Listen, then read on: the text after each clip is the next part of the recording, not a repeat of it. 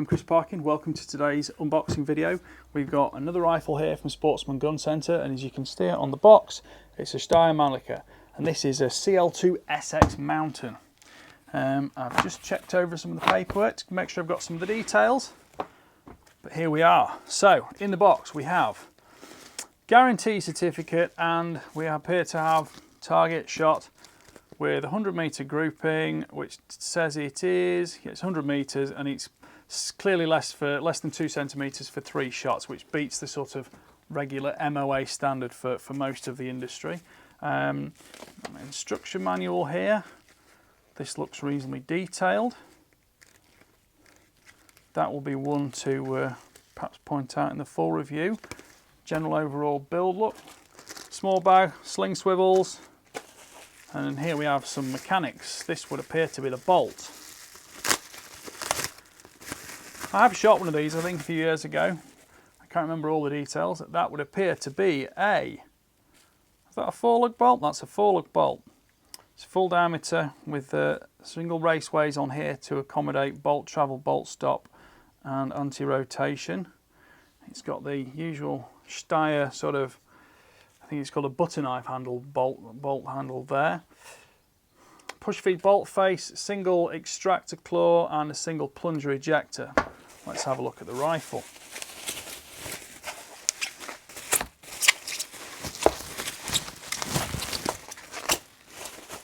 Right, there we go. Let me just put that down, put these to one side.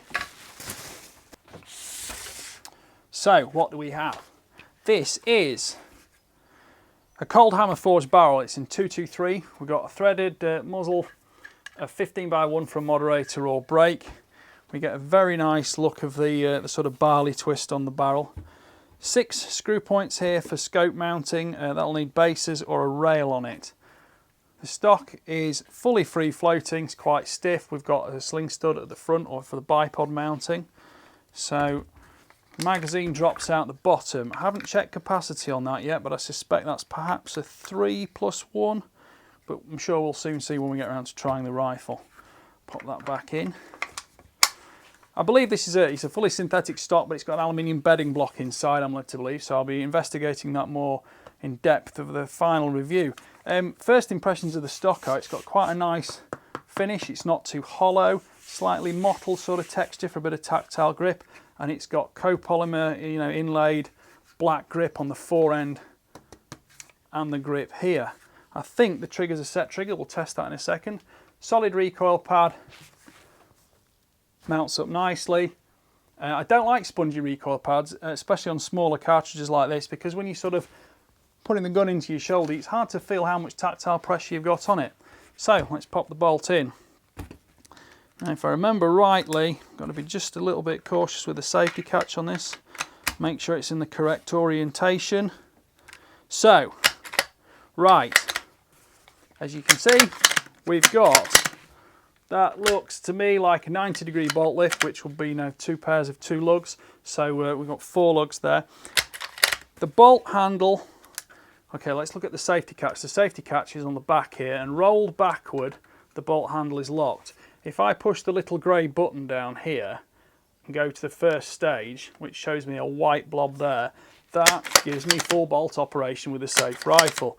And then forward will give me fire, and that's showing the red spot. Let's have a little feel of the trigger to start with. First impression's quite good.